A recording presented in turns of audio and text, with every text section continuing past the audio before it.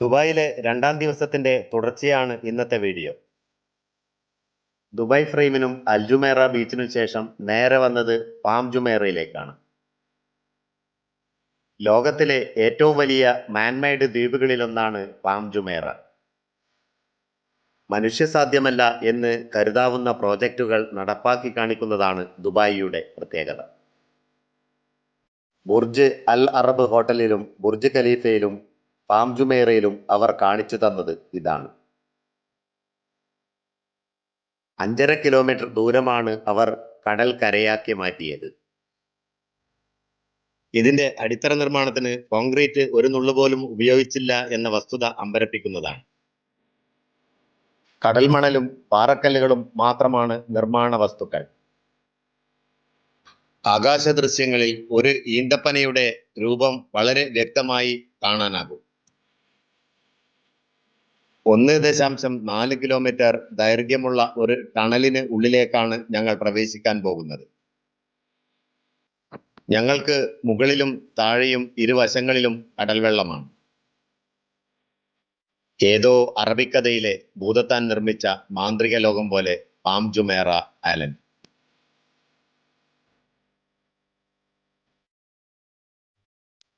യാഥാർത്ഥ്യമാണോ സ്വപ്നമാണോ എന്ന് വേർതിരിച്ചറിയാൻ കഴിയാത്ത കാഴ്ചകൾ. കടലിന് അടിയിൽ കൂടിയുള്ള ടണലായിട്ട് പോലും ജലാംശത്തിന്റെ ഒരു കണിക പോലും എവിടെയും കാണാൻ സാധിച്ചില്ല. അങ്ങ് ദൂരെ ടണലിന്റെ അവസാന ഭാഗം തെളിഞ്ഞു കണ്ടു തുടങ്ങി. നിർമ്മാണ കാലത്ത് 2 മില്യൺ ദിർഹം വിലയുണ്ടായിരുന്ന കെട്ടിടങ്ങൾക്ക് ഇപ്പോൾ വില 80 മില്യൺ മുതൽ 650 മില്യൺ ദിർഹം വരെയാണ്.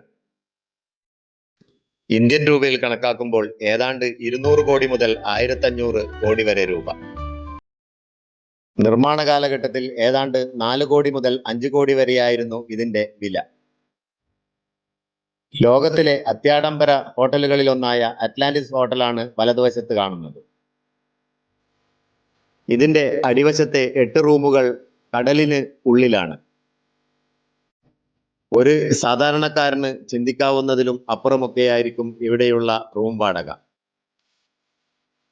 2008 സെപ്റ്റംബർ 24 ഉദ്ഘാടനം ചെയ്യപ്പെട്ട ഈ ഹോട്ടലിന്റെ നിർമ്മാണ ചെലവ് $1.5 ബില്യൺ ആണ്. 2 ടവറുകളിലായി 1539 റൂമുകളാണ് ഇവിടെയുള്ളത്. ഈ 2 ടവറുകളെ ഒരു പാലം കൊണ്ട് ബന്ധിച്ചിരിക്കുന്നു. ഹോട്ടലിന് തൊട്ടടുത്തായി അവരുടെ തന്നെ ഉടമസ്ഥതയിലുള്ള അക്വാവെഞ്ചർ വാട്ടർ പാർക്ക് കൂടിയുണ്ട്. ഇവിടുത്തെ എൻട്രി ഫീസ് ഏതാണ്ട് 250 ദിർഹം വരും. ഇന്ത്യൻ രൂപയിൽ കണക്കാക്കിയാൽ 6250 രൂപയാകും. 5 ദിവസത്തെ ഈ യാത്രയിൽ ഞങ്ങൾ UAE-യിലെ 6 എമിറേറ്റ്സുകളിലൂടെ കടന്നു പോകും എന്നുള്ളതാണ് ഏറെ സന്തോഷമുള്ള വസ്തുത. ഈ നിങ്ങളുടെ റൈറ്റ് ഹാൻഡ് സൈഡിൽ കാണുന്ന ഈ ഒരു റോയൽ റെസിഡൻഷ്യൽ, ഇതിൻ്റെ ഉള്ളിൽ ഒരുപാട് ഒക്യുപ്പൈഡ്, ഓൾമോസ്റ്റ് ഒക്യുപ്പൈഡ് ആയെങ്കിലും കുറച്ച് വേക്കൻസി ഉണ്ട്. നിങ്ങൾക്ക് ആർക്കെങ്കിലും ആവശ്യമുണ്ടെങ്കിൽ ഈസിലി വേണമെങ്കിൽ എന്നോട് പറഞ്ഞാൽ മതി. ഞാൻ റിയൽ എസ്റ്റേറ്റിൽ ഇറങ്ങണം എന്ന് വിചാരിച്ച് നിൽക്കുകയാണ്. അങ്ങനെ റാസൽ ഖൈമ നമുക്ക് ഇവിടുന്ന് നമ്മുടെ ലാസ്റ്റ് എമിറേറ്റ്സ് ആണ്. അവിടെ ഒറ്റ എമിറേറ്റ്സ് ഒഴിച്ച് റാസൽ ഖൈമയിൽ നിന്ന് നേരെ നിങ്ങൾ ഫുജൈറിലെത്തി. ഫുജൈറിൽ നിന്ന് നിങ്ങൾ നേരെ ഉമ്മുൽ കോയിൻ കഴിഞ്ഞ് നിങ്ങൾ നേരെ ഷാർജ, അങ്ങനെ കടന്ന് നിങ്ങൾ നേരെ ദുബായ്. ഇനിയിപ്പോ നമ്മള് ആഫ്റ്റർ ടുമോറോ അല്ലേ നമ്മൾ അബുദാബിയിൽ പോകുന്നത് അല്ലെ. അബുദാബിയിൽ പോയിട്ട് നമ്മള് അബുദാബിയിൽ നമുക്ക് കാണണ്ടേ, അബുദാബിയിൽ എന്തൊക്കെയുണ്ട്? കയ്യിലുള്ള പണം ഭദ്രമായി സൂക്ഷിച്ചു വെച്ച് കിടന്നുറങ്ങാതെ പണമെറിഞ്ഞ് പണം പിടിക്കുക എന്ന തന്ത്രമാണ് ദുബായ് പ്രയോഗിക്കുന്നത്.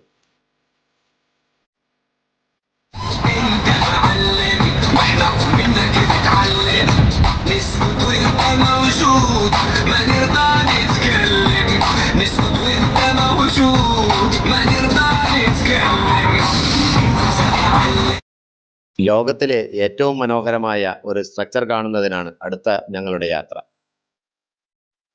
എലിപ്റ്റിക്കൽ ഷേപ്പ് എന്നോ കണ്ണിന്റെ ആകൃതി എന്നോ പറയാവുന്ന അതിമനോഹരമായ ഘടനയിൽ നിർമ്മിച്ച ഒരു കെട്ടിടം. ഞങ്ങളുടെ തൊട്ട് മുന്നിൽ അതാ പുറംതിരിഞ്ഞു നിൽക്കുന്നു മനുഷ്യ ഭാവനയുടെ അതിസമ്പന്ന രൂപം. പുറംചട്ട സ്റ്റെയിൻലെസ് സ്റ്റീൽ പാളികൾ കൊണ്ട് പൊതിഞ്ഞ് അതിൽ നിറയെ അറബി വാക്കുകൾ കൊത്തിവെച്ചിരിക്കുന്നു. നാം നമുക്ക് മാത്രമായി നേടുന്നതൊന്നും ശാശ്വതമല്ല. എന്നാൽ ലോക നന്മയ്ക്കുതകുന്നതായി നാം എന്തെങ്കിലും ചെയ്താൽ അത് കാലാതീതമായി നിലനിൽക്കും എന്നാണ് ഈ വാക്കുകളുടെ അർത്ഥം. ഞാൻ മനസ്സ് തുറന്ന് ഒന്ന് നമിച്ചോട്ടെ ഈ ഭാവനാ സമ്പന്നതയ്ക്ക് മുന്നിൽ. മറ്റുള്ളവരെ അനുകരിക്കുക എന്നതിലുപരി ആരും ഇന്നുവരെ ചെയ്യാൻ ധൈര്യപ്പെടാത്ത വ്യത്യസ്തതകളെ അവതരിപ്പിക്കുക, അതാണ് ദുബായിയുടെ പ്രത്യേകത. ആകാവുന്നിടത്തോളം ദൃശ്യങ്ങൾ തങ്ങളുടെ ക്യാമറയിൽ പകർത്താനുള്ള തത്രപ്പാടിലാണ് എല്ലാവരും. ഈന്തപ്പനകളുടെ പശ്ചാത്തലത്തിലുള്ള മ്യൂസിയം ഓഫ് ദ ഫ്യൂച്ചർ ലോകത്തിന്റെ ഭാവിയിലേക്കുള്ള ചൂണ്ടുപലകയാണ്. തങ്ങളുടെ മുഖസൗന്ദര്യം എത്ര തന്നെ പകർത്തിയിട്ടും മതിവരാത്ത സുന്ദരികളും സുന്ദരന്മാരും. പറഞ്ഞു തീർക്കാൻ എളുപ്പമല്ലാത്ത കാര്യങ്ങളാണ് ഇവിടെ കാണുന്നതെല്ലാം. എങ്കിലും ഞാൻ പറഞ്ഞുകൊണ്ടേയിരിക്കും ദുബായിൽ നിന്ന് മടങ്ങുന്നത് വരെയുള്ള ഇവിടുത്തെ കാഴ്ചകൾ.